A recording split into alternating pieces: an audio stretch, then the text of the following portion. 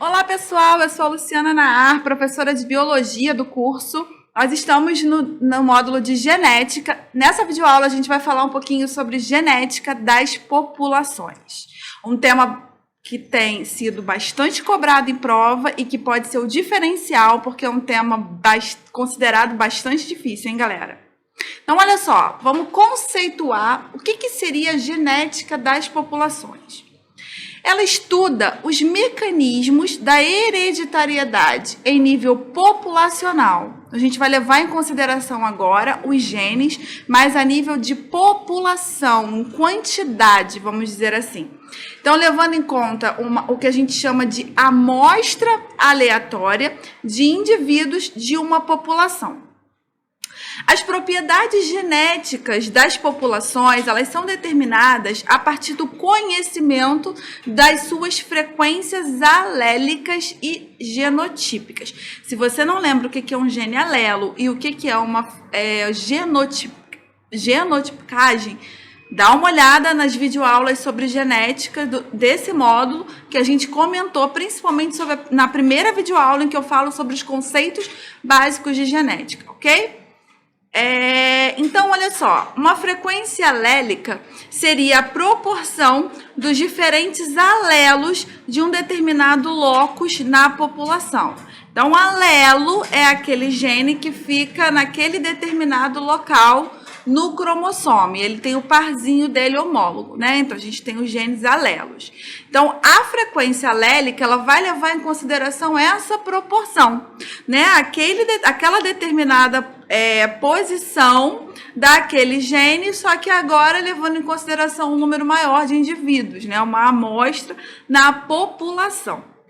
E a frequência genotípica, ela leva em consideração a proporção dos diferentes genótipos para os locos considerados. Então, os diferentes tipos de genes, né?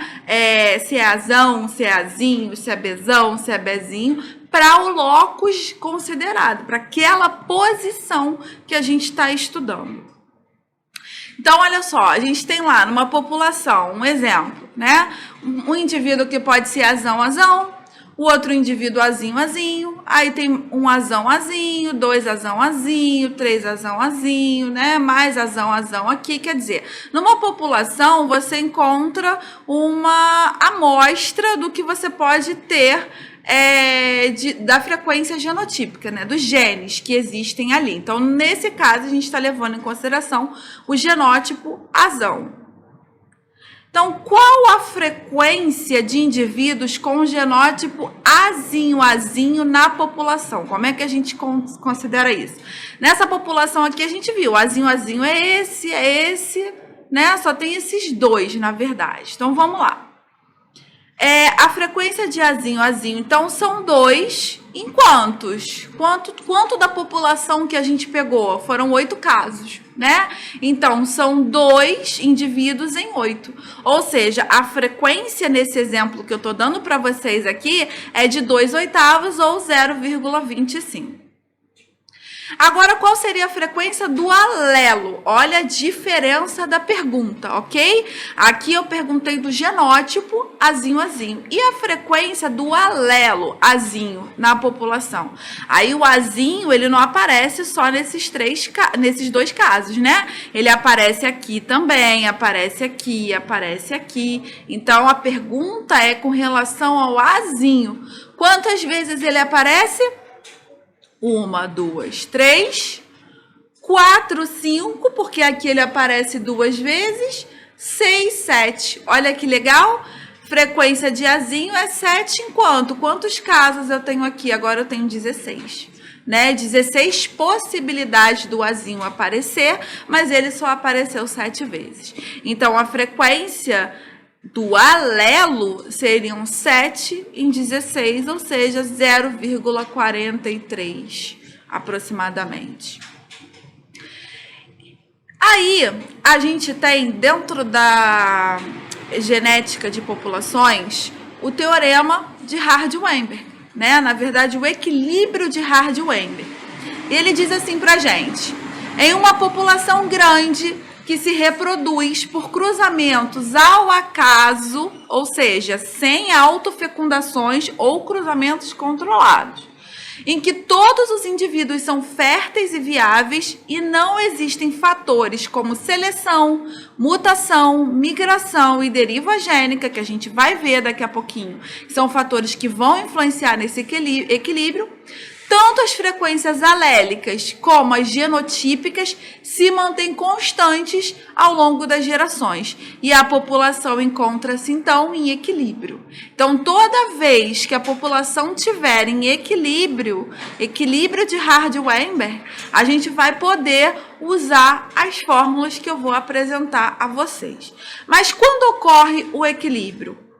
Em populações diploides, ou seja, populações 2N, populações em que eu ganho parte do meu material genético do pai e parte do meu material genético da mãe, e panmíticas, que quer dizer isso? De tamanho grande, né, em que os cruzamentos possam acontecer ao acaso, onde não há seleção, migração, mutação e deriva gênica ou genética, como vocês preferirem chamar, ok? São mecanismos que vão alterar as frequências alélicas na população. Então, no equilíbrio, a gente vai ter a seguinte fórmula para poder calcular. As frequências, elas vão ser calculadas pela letra, demonstradas, na verdade, pela letra P e Q, onde P vai sempre representar o alelo dominante e Q vai sempre representar o alelo recessivo. Então, se o cara for isão, isso quer dizer que eu tenho o isão ao quadrado, né? Então, a gente representando pela letra P, vai ser P ao quadrado. Quando eu tiver o genótipo isão, izinho, isso aqui quer dizer que eu tenho um P e tenho um Q. Então, vai ser 2 vezes o P e o Q. E o izinho, a gente vai representar como Q ao quadrado, porque, de novo, ele está, né, 2 vezes representado. Então, ele será o Q ao quadrado, já que eu combinei com vocês que o recessivo vai ser sempre representado pela letra Q. Então, olha só.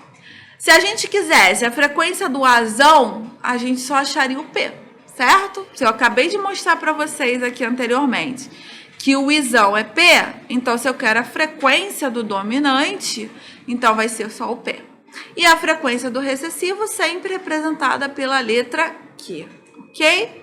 E as frequências genotípicas, então agora eu quero genótipo, então eu quero o azão, o azão-azinho ou o azinho-azinho.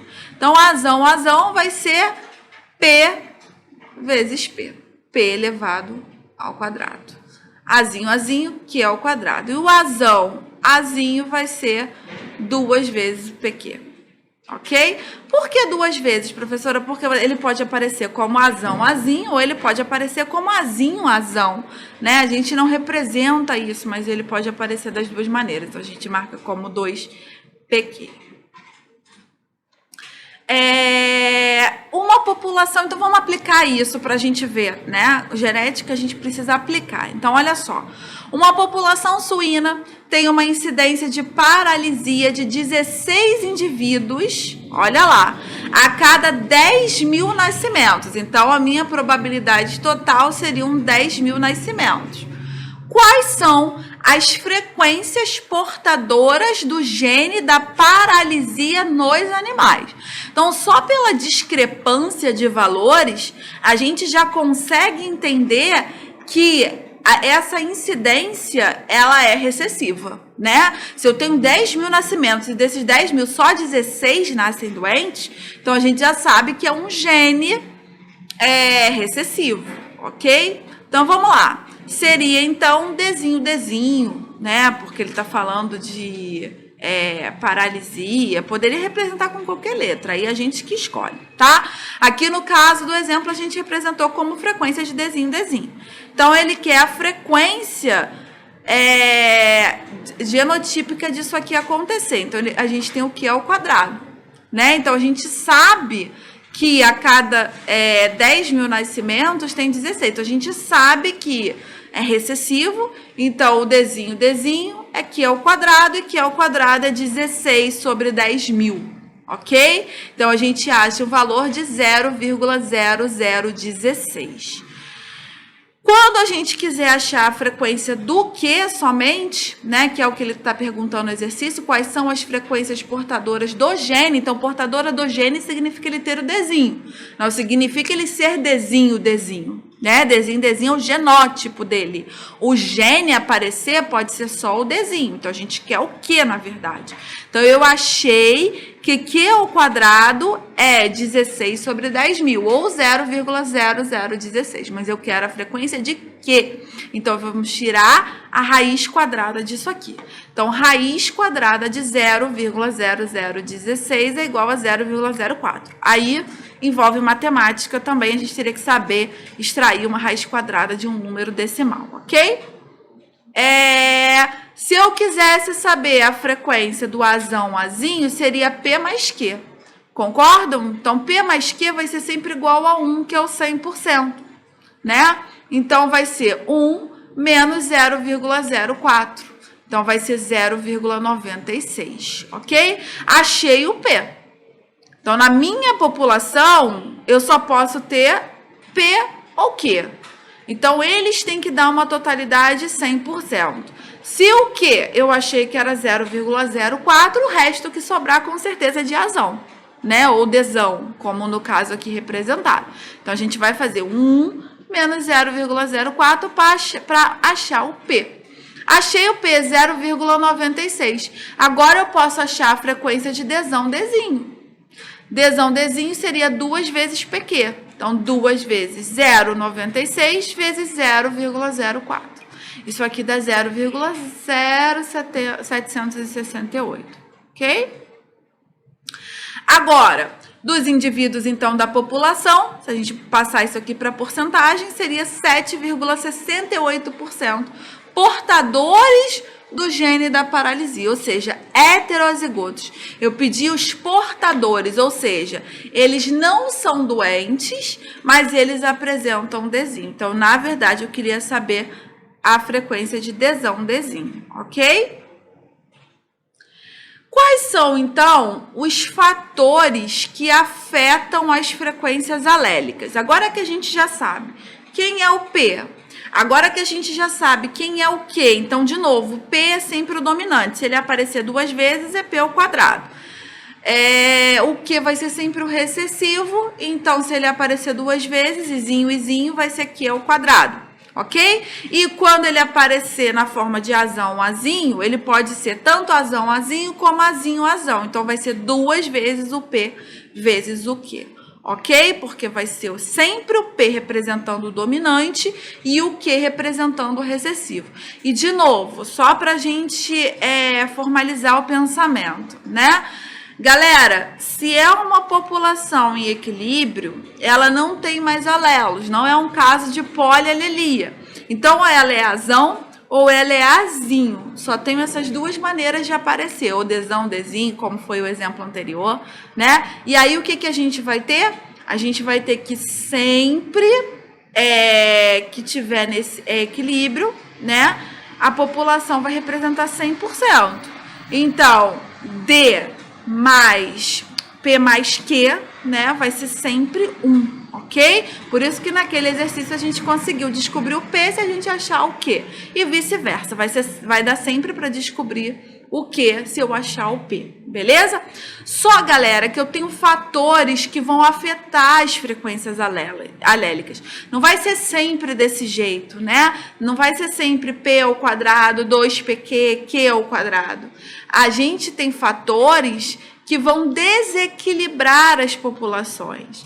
E quais são esses fatores? O primeiro é a mutação, né? Se acontecer, se for uma população que tiver em constante mutação, não adianta que a gente não vai conseguir chegar no equilíbrio Hardy-Weinberg.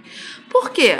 Porque as mutações elas vão gerar, às vezes, alelos diferentes, como eu disse para vocês. A polialelia, ela vem de mutações, né? Mutações que foram acumulando e aí foram permitindo a existência de um novo alelo.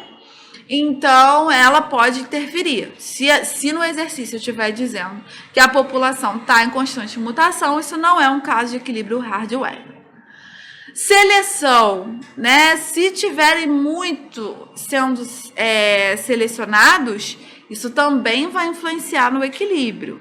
Então, a gente não vai conseguir chegar à fórmula se a população estiver sofrendo bastante seleção. E se ela estiver sofrendo muita mutação, consequentemente, ela também vai estar sofrendo muita seleção. Então, uma coisa está acarretando a outra.